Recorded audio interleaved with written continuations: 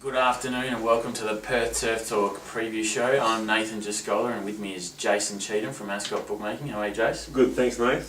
Alright, we'll kick it off nice and quickly here. Race 1, 1,000 metre handicap, Barrackey. The exciting Barrackey returns here. What are your thoughts? The Barrackey fan club. Look, Barrackey is a very nice horse. There's a lot of talk about him, a lot of hype around him. You know, comparisons to Haylis and whatever.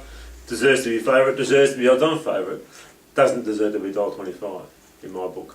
The format of that race, I know it went better horses easily and ran good time, but Rock Moves, Go George have done nothing since then, in my opinion. And if free time, Clyde can't hold free time, and it takes it on, you know, we'll see if Barrackey, if there's anything left when they do go for it, as yet untested when being able to lead on a tee. So yeah, well, it's never actually had any pressure in the lead either. It sort of led fairly easily, ran good time and run away from him. But like you said, how much does it have left? Yeah, we'll find out on Saturday. So those sort of prices, $1.25, $1.28, $1.30, I'd be taking it on and getting the rest and running the book around it. Horses I like, second and third best, are the top and bottom one. Hide the Loot, McScar. Hide the Loot, not a 1,000 metre horse normally, but if he smokes the pipe here, a good run first up, wasn't suited by the pace. Yeah. And McScar, if he jumps okay, sits third or fourth with the pace on, I think he's a chance. And I don't like JJ Max during free time, so I'll be prepared to take them on. You know, if I was running a place sort of book as well in the race. Megan's Boy was $5 second favourite behind Word, and it's $20 odd in this race. As what happens so often, an overcompensation in the market, Megan's Boy, and you've got to forgive for that run. Yeah. And it shouldn't be $21, no. Alright, so just a watch on Barrackey anyway.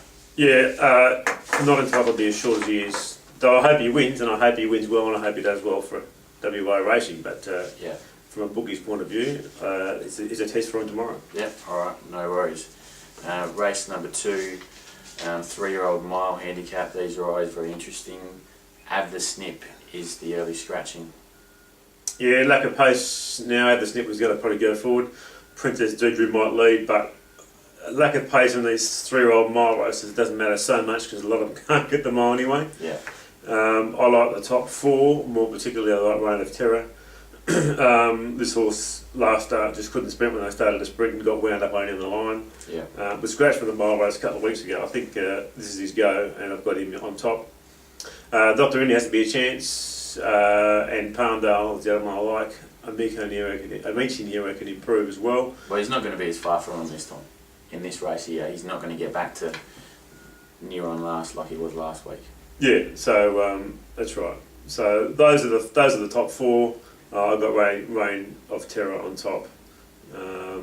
At the prices there, look, the market's probably about right, Nathan. To be honest, looking at it, I'd probably have Amici Nero a bit longer than what it is, 480, but 440 Palmdale, 460 Dr. Mooney. That's about right, I'd suggest. Yeah, all right, no worries. Race number 3 here, 1,200 metres 68 handicap. Rebel Fury returns. He was, went to his grades pretty quickly last start, and it looks a nice race for him. Had a great preparation, nice horse, good trial, and very good fresh. Excuse me. He should be able to sit handy here. He may even go to the breeze. I've got Lucas Demandis going to the front. Fighting the Blues tends to over race. He might even go forward as well. Yeah. The Grand Plat should camp. Galube should camp. Rebel Fury, doesn't appear to be that well weighted, but you look at the race, compared to the horse he was running against last campaign, I think he's hardest to beat, and I think the price is about right. Yeah. 270, and I've got him on top. Wild Chargers disappointed me last start. I thought he'd be a bit better than that. I thought he'd get closer to like an eagle. I completely agree, yeah. And up and away from that run, not convinced this horse now. I've got him third best. I actually give Grand Plat, so I hate to say it because he's been a bookie's saviour, this horse, over a long period of time. But given a handy run here, third the rail, could be one that wasn't upset. But knowing Grand Plat, he's probably going to run second. Probably appear to be the winner at some stage, and then dog it. But Rebel Fury deserves to be favourite. Fighting the Blues has got ability. This horse, I wish they'd race it, like you said, and let the company get the maiden win out of it first. But probably a bit tough for it here. Galube preferred over 14. Secret Enigma. I just can't have the horse just keep threatening him, but doesn't ever do it. Yeah. Until we're in Broome and it wins when we're back to second horse. Alright, so Rebel Fury on top, and Grand Plus Wild Charger next best, but Wild Charger too short for mine of the twos. yeah, alright, no worries. Race 4, Philby, Fortescue Flyer, a nice little race here. Good race, good race. Will to Win has still disappointed last week, led, sort of battled on to the tournament mark, they got back 3.5, still not the same horse. I don't think they'll be wanting to lead here, Yeah. which leaves Government Guru sort of leading on its ear, which it did the day that it got beat by Lion Weight 5 starts ago. I quite like. That was at the mile though. That was the mile, and he went too slow, and he sort of out sprinted by Lion Weight that day, I think. Yeah. And I give him a real good chance today. Tomorrow, I should say. Mickey Grantham on board, well weighted. Philby, Fortescue Flyer got main dangers, but I believe they're quite short in the market together. 3.30 each. To me, getting that Guru at $9, I think it's a good each way bet. Yeah. The Corporation now, Larrikin will over race. There's not enough pace on, and Great and Grown likewise. Ryan Hill, I think he may even get caught deep if the horse starts to get keen. Fortescue Flyer should get a nice camp. Philby hardly rides the horse well. He'll be running on the strongest at the finish. Yeah. But Gunnut Guru could easily sneak this, I think. I mean, I'm a big fan of Fortescue Flyer. Down in the weights, Willie Pike drawn well. I think he's going to get the gun running. I think he's probably the one to beat, to be honest. I think Fortescue Flyer probably starts shorter than Philby, given he's down in weight. Willie Pike drawn too, so yeah, entitled to. But I'd be taking both of them on in the low threes. Yeah. And hoping for one of the others to upset. Yeah. Right. Race 5, first leg of the quaddie.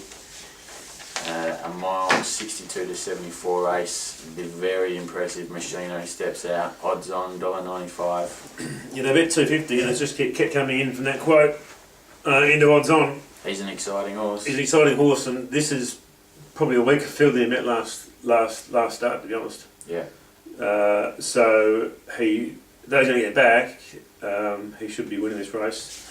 He's only got 11 horse field, 10 horses to get around. The good apprentice on board. Kim Coyne should lead and set up some pace. He should win Machino. I mean, he struck as much bad luck almost last start as he did the start before, but he's too good for this. He makes ground pulling his way through the field. Yeah. You don't need to go for him to make ground. He just makes ground by himself, and then Exactly. when you go for him, there's even more there. So he's certainly an exciting horse. He's living up to his breeding by the looks of it. The thing I like about this horse is you still don't know how good he is. He's winning these races with things not going his way. That's right. Winning them easily, and there's still plenty of upside with him. Exactly, and horses like this, you put them in a stronger race with more pace on, He'll probably be better. and they might just blow the field away, win by Exactly. 3 or 4. So it'd be nice to see him get up, in better company. Kim Coyne, I didn't like the way it was ridden last start. She sort of sat in behind them. She could have sat the breeze or in the clear. Yeah. I like this horse going forward, and I think it's the only possible chance of causing an upset if something goes wrong with the favourite. So If it $15 leads, is not a bad price. $15 for mine. Kim Coyne's last 2 runs were last 3 runs are very good. So Yeah. I'm forgiving its last run, and the others I don't like, to be honest. Yeah. So watch the market on the warpath, but I think Kim Coyne, each one might be some sort of knockout hope, but the favourite should win.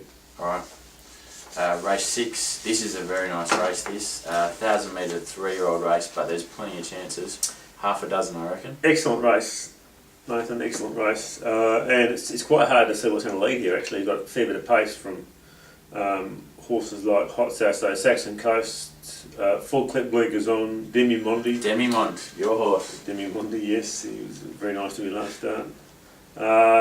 Obey Me led last start, pushed the tempo, goes quick, good pace. Yeah. Bottom weight Bleakers on first start, so good pace. Normally the cream rises to the top in these races. Your Western Fever Rebel call out of your strong fields. I mean, they're drawn wide though, so it does bring others back into the race. It does, and horses like Saxon Coast drawn well. I know it won at Belmont that day. It won under a hole when Fishy rode it. It beat Paul's Joy first, hit ran third. The form of that race has been quite good. Yeah. And it won well last start. So for mine, it's probably going to have a chance. Full Clip's been trialled very, very well. Ran a very good time last start when it won. Beat Donna's Oak, who's obviously an older horse. Yeah. Demi Mon, very impressive first up. Very good race. I'd be throwing in the shorties here and going for a bit of value. I'm actually keen Modella a little bit here. Drawn well, William Pike again, but there was big raps on this horse. Got beat by Ackett Asset, who has since gone on with it as well. He might just be a little bit of each way value. Absolutely. We've already been in 8s and the 6s, Nathan, so you've put your pennies on that already, haven't you? No doubt. No, I've missed out. But Look, he had one run was spelled or freshened up. Always a good sign for these young horses. If they put up a good run and then they go for a spell. I believe he actually pulled up Shinside. Yeah. So he must be hard to beat. I don't like about me. I don't like the format of they didn't get hard in that race with the street, and the Carpinatos haven't proven to be much good. So I'd be going wide outside the top two here, even though they're smart horses. Yeah. Given the barrier draw, the luck they may not have, they might be a risk at the price. Rebel Call 360, I'll be taking it on. Yeah. All right. Race number 7. 2,000 metre race, 68 plus. A couple of these may head on to the Kalgoorlie Cup next Saturday. Matt's favourite horse, Cowatiri, engaged. I think Matt might have had a bet in last week at Cal because he certainly did. He's some of the comments I saw on the forum. Anyway, good race. Offer me Jules. I don't think it was disappointing after. I just think the winner's a nice horse with Tango. Yeah, well, it certainly improved, and it franked the form those two from the week before. Yeah, so I think the barrier won't worry it. It'll get back anyway, as long as it's a decent pace. And I think Cowatiri or Ezra or something should put some pace into the race. I think it'll be hard to beat. Horse I do like was that horse first up for Reed, which was Searing Heights.